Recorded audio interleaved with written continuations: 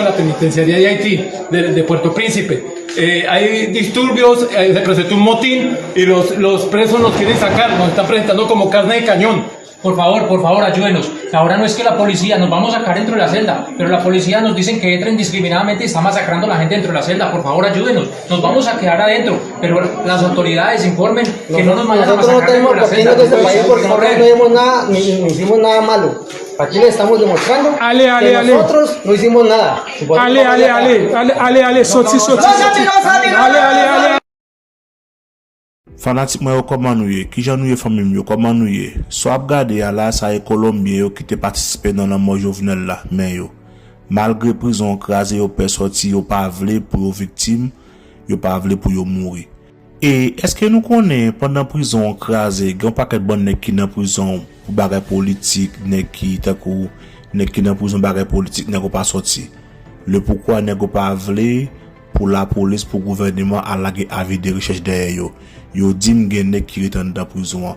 Et dans cas Colombien yo, m'dakwa avec yo, pour qui ça m'dakwa avec yo, qui te m'explique ça me veut dire. Tendez bien m'ba l'expliquer ça que fait m'di m'dakwa avec yo, est-ce que yo pas sauvé. Bon raison que fait m'di m'dakwa avec yo. Premièrement, Colombien yo pas parler créole. Ça c'est première raison. Deuxième raison, les yo sauvé, qui est-ce qui pral accueillir yo, qui côté yo pour aller. Qui moun qui parle espagnol, qui chef bandit, chef gang, qui groupe bandit, groupe gang qui parle créole en Haïti qui pourrait recevoir yo. On nous dit si yo te sauvé, si yo te gon instance qui t'attend pour te faire sauver à la caillou, par exemple en bateau, en avion pour te faire sauver entrer dans pays yo. Là m'te ka d'accord avec yo si yo sauvé. Gen pile bon nèg qui en dans prison là pas sauvé. Yo fait me connaître Charles pas sauvé. Direct dans la relax la distraire. Gen moun k'ap courir mais qui dit Charles est mourir. M'pa ka la gueule sans que m'pa gen preuve. M'pa fonctionner sans preuve.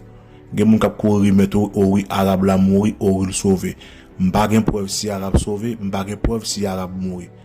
M'pa ka la combat sans que m'pa gen preuve. Mes amis, gon bagay m'bral di là, attendez bien pour nous comprendre ça m'bral di. Attendez bien. M'doute fort